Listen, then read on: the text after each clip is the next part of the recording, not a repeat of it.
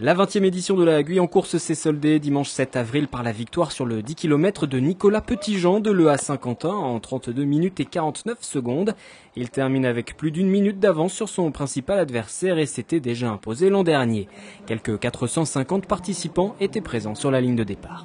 Il y a une côte vers le 6e kilomètre qui généralement attaque plutôt bien et généralement c'est là où on fait un peu la différence avec les concurrents.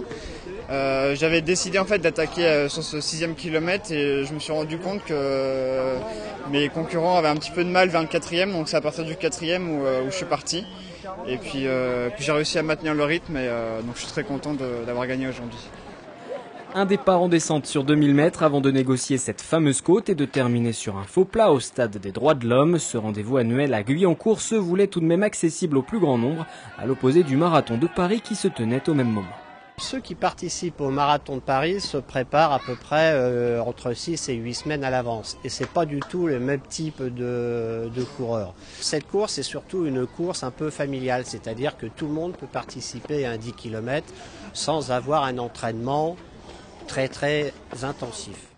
Le club organisateur prépare à présent son prochain rendez-vous, le 10 km nocturne à Elancourt. Ce sera le 1er juin dès 20h.